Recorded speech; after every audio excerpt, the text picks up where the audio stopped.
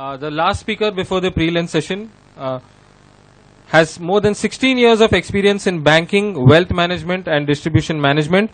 His specialities are private banking and wealth management, branch banking and distribution management. As far as his corporate experience is concerned, he has been a vice president and branch manager at HSBC. He has also been an area manager at Citibank India. Please join me and our director in welcoming the regional head at HR Bank at HDFC Bank, Mr. Amit Marathe.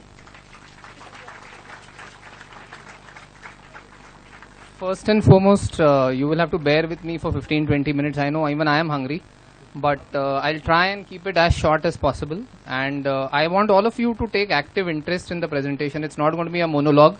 I want everybody to interact. And it is, the two sessions, one before lunch and the one immediately after lunch, are very challenging for you as well as for us. So I'll try and keep it to the point. Okay, thanks for this opportunity.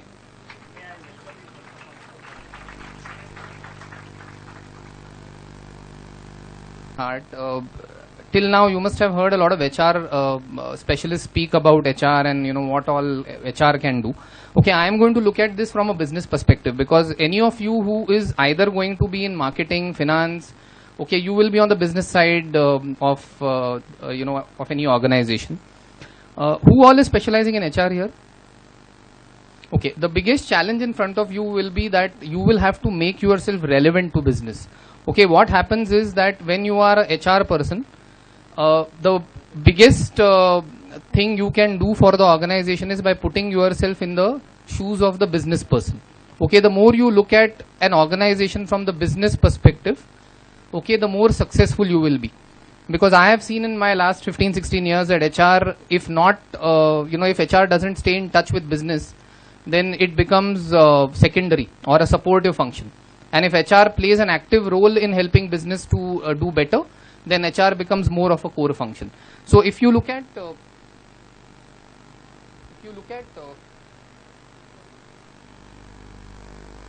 just stick to this. If you look at performance appraisal and how to retain top performers, okay, this is the biggest challenge that today, at least I can speak for the banking and financial services industry, because I come from the banking industry. The biggest challenge today is to, how to ensure that your organizational objectives are met, how to ensure that there is very little attrition. There was some speaker, Mr. Ambedkar, who said that you have to spend 2 years with a bank or with an organization and then the industry will be after you. Okay, that is a big challenge for me, because when I recruit MTs, okay, the biggest challenge for me is to ensure that the management trainees continues to be with the bank. And in HDFC Bank, what we have seen is that management trainees who have stuck with the bank for 8-10 years, okay, they have all done well. Okay, majority of them started with salaries of 6 lakhs per annum. Okay, today they are earning 60, 80, 90 lakh rupees per annum. Those kind of, that kind of money they are earning in 7-8 years. So the point I am trying to make is that while there is every reason for you to change your organization, there is also every reason for you to be patient. Okay, no place is going to be perfect. The way this management college may have certain things which you like, they may not have certain things which you are to your liking. So, but you can't change the college because you are signed up for 2 years. So similarly, when you enter a job, try and be patient. Try and understand what is in it for you. Try and understand what the organization is looking in terms of its own expansion plans, in terms of its own stability. If you think that the organization that you have joined is reasonably sound and is in line with what you want to do, then just for a 25-30% hike, don't keep changing organizations. Because what we have seen is that if you stick to a particular organization, eventually you will be able to not just go to the level that you aspire to go to, but you will also maybe earn much more than people who have changed jobs. Okay, so I'll just come to my first slide. My first slide talks about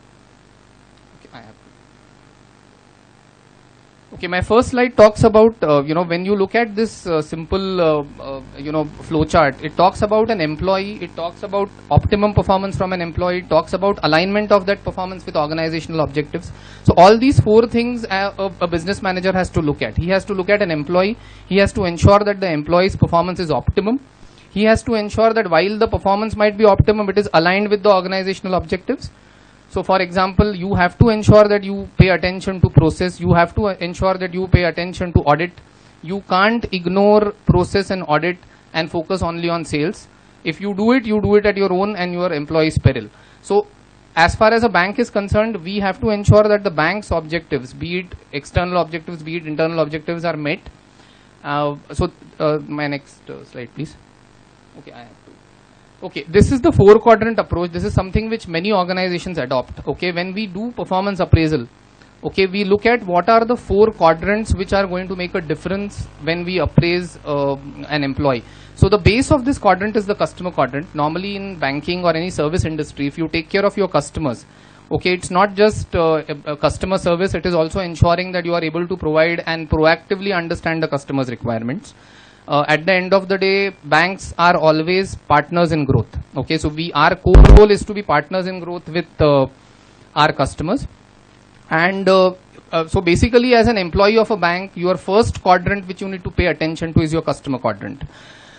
You also have to equally pay attention to learning and development, because today the world is dynamic. Even in MBA, for example, when you are there, only those students will do well who are able to keep in touch with what is happening in the industry, who are genuinely interested in trying to be dynamic, who are not afraid of change. Okay. Something which I firmly believe in is that when I was doing my MBA, the difference between people who were doing well and people who probably were not doing that well was those who were able to identify, what is the direction they need to take in advance. So you need to try and, I don't know how many of you read Economic Times on a daily basis, but that's something which you should do.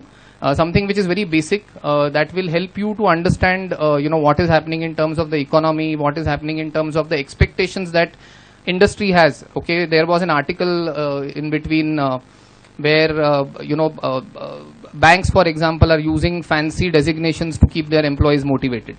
So point is that you should not get fooled by a designation. What you should focus on is that what is the quality of work that you are doing. Okay, you may be a vice president and the quality of work you may be doing may not be great. It may be something which is not something which anybody may enjoy doing.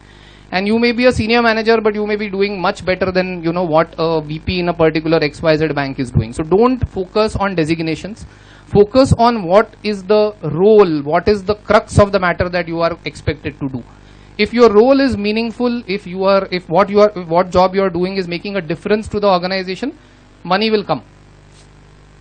Money will flow. You will get much more than what you expect. But focus on the quality aspect. Don't focus on things which look very good from outside. Okay. The third thing is business processes. This is again something which is very boring when you are in business. Nobody wants to look at, for example, in banking, nobody wants to really pay attention to customer files. Nobody wants to really look at, preparation for an audit. But always, there is one very favorite line which I always keep sharing with my team, that the price of discipline is always lesser than the pain of regret. So you must have seen that students who consistently prepare, okay, agar exam April, May mein hai, people who start from October, November, the probability of them doing well is going to be highest. Okay, and it's not that it's not about topping your class. It is about ensuring that you really study. Okay, it is not that you are just trying to by heart and go and apply. If you really take interest in the subject, what you are doing, try and understand what is expected out of you, and at all levels, be it school, something which I have picked up, which I want to share with all of you, is that if anybody is doing well in class, try and, strike a natural friendship with that person. Okay, because what happens is people who are good tend to pick up from each other, and each and every person progresses. Okay, you will have a lot of time for fun and games in life.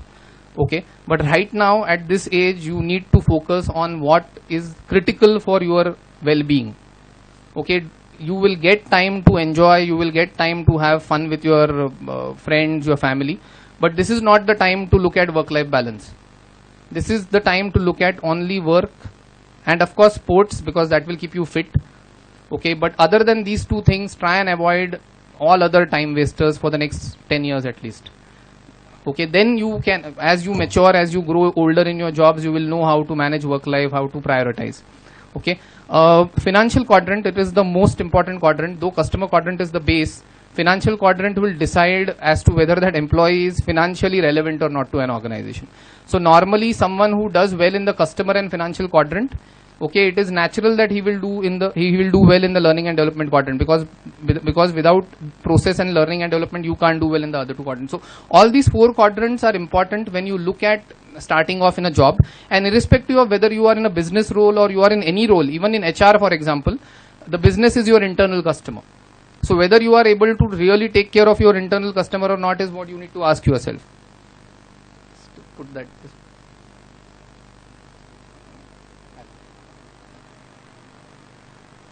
Performance appraisal. For example, I think it is relevant in colleges also, that when you are giving feedback to students, the typical mistake that organizations make is they appraise a performance at the end of the year. Okay, and an employee is often surprised that I thought I was doing quite well and I am not happy with the rating you are giving me. Okay, I thought that I am absolutely at the top of my game and I am very disappointed with the increment that I have got. And this is when attrition happens. This is when the entire hard work that the team has put in goes for a toss. So something which we do and which I primarily really believe in is that when you are managing a team, okay, ensure that there are no surprises. Okay, ensure that you are reviewing performance very regularly. Every quarter you do a performance appraisal where the objectives that are, or whatever are the goals that are set for the employee, he needs to know well in advance and throughout the year whether he is going in the right direction or not. Okay, so if there is any course correction required, he has time to do that. Okay, you can't catch him napping, or you can't tell him something when he has very little time to do things. Okay, I have in my previous 15-16 years, I have noticed that organizations have been very, very patient with people. They have given them a lot of time. Okay, but when it comes to appraisal, there is very little patience. Okay, so point is that you need to be with your employee in terms of expectation management. If you can handle this properly, I think you will have a lot many happy employees, a lot many employees who are satisfied. They will not be surprised by what you are telling them. So for example, if you see, we have unit tests, we have semesters, we have again a unit test and again a semester. Why are there 4 or 5 exams in a year? Okay, they are there because it gives you an understanding of in which direction you are moving. The professor also comes to know which are the students who are progressing in the right direction, and that gives him time to do course correction. Similarly for you, it gives you an understanding of what are the things which you need to introspect on and change. Okay. Okay, this is something which I personally don't like, but many organizations use this bell curve to force fit employees. So if you see the right hand side of the curve, there is a very 1/3 of the portion which is shown here, which is kept for top performers. Okay, now basically if you do your performance appraisal well, if you do your talent management well, okay, it will help you to automatically retain your top performers, which can be seen in this bell curve. Normally, what are the things that an organization does to retain top employees? Okay, certain common things which any leading organization will do is they will look at career progressions. So career progression is very well defined in good quality organizations, where an employee knows that boss, if he does 1, 2, 3, 4 things, this is what he can expect in 2 years or 3 years. Okay, there are promotions which are very clearly well defined, so people are aware that if he takes certain steps and if he improves himself in certain areas, he can get promoted. There are country talent pools, okay, where top performing employees are identified and put in the talent pool, and a specific focus is made in ensuring that these employees are groomed for leadership roles. Then there are, of course, nominations to MDPs. There are ESOPs. Okay, for example, in HDFC Bank, ESOP is used as a key tool to retain talent. And honestly, it is something which becomes a very, very big hook for retaining top performers. Top performers can't leave an organization if the stakes are very high. So ESOPs is again something which is used very, very smartly by organizations to keep top performers within there's freedom within boundaries. Other things are club memberships and mediclaims and all are things which are quite common, which are available. Family mediclaims are given to top performers. Club memberships are given to top performers.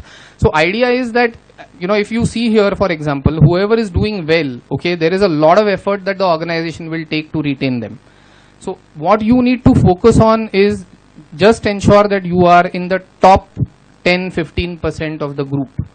And it is not easy because, as I said, at all levels there will be force fitting.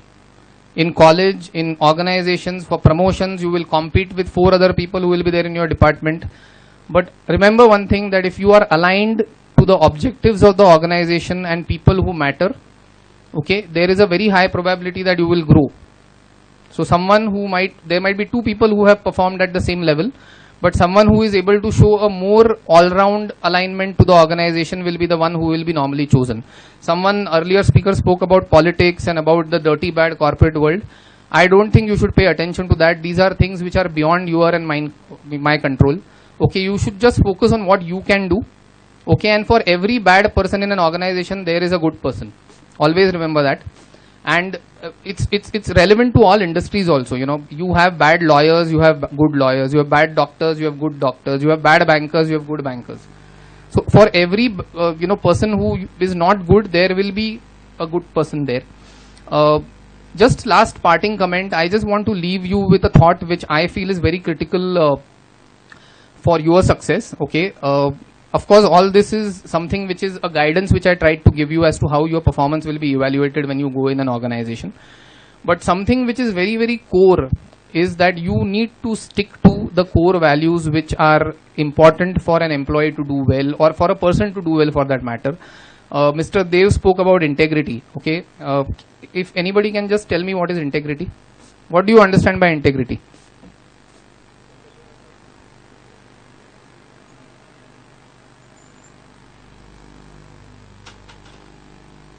Anybody, you can just, whatever comes to your mind, what do you understand by integrity?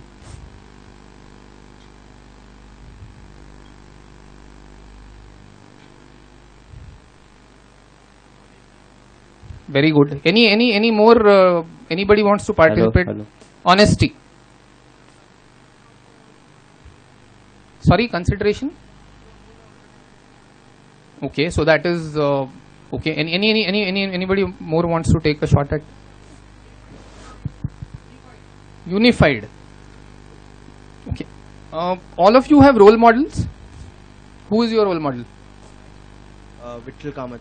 Vittal Kamath. Very good. Anybody else? Come on, you must be having role models, definitely. Indra Nooyi. Okay. See, basically, normally, whom do you consider as your role model? Okay, you consider your role model someone who you consider to be perfect. Okay, so for example, in the Indian Hindu society, Sri Ram is considered as Purushottam, which means he is someone whom you define by whatever is right.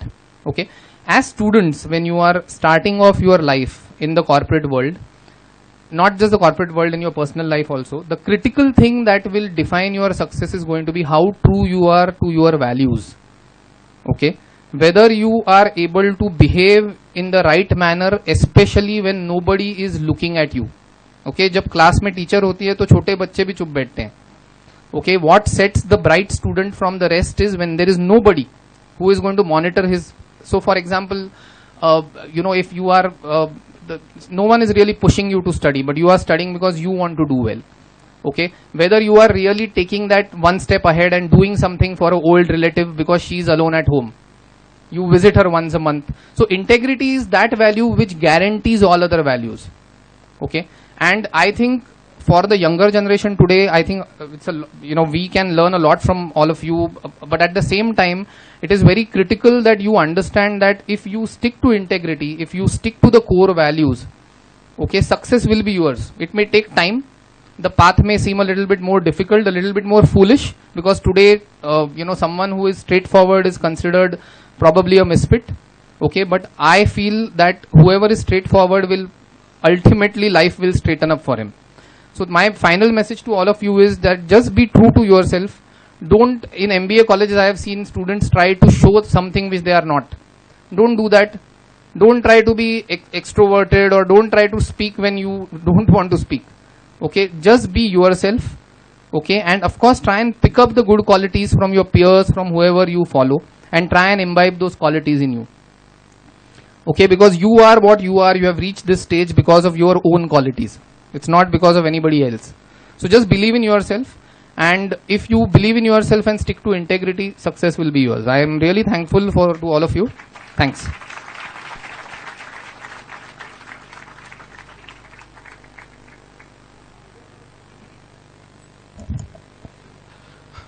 I think the key takeaway in Mr. Marathe's address was that be yourself, do not try to be pretend or be someone else. With this, we come to the end of our pre-lunch session. I now request our Honorable Director, Dr. Sriram Nerlekar, to felicitate Mr. Marathe.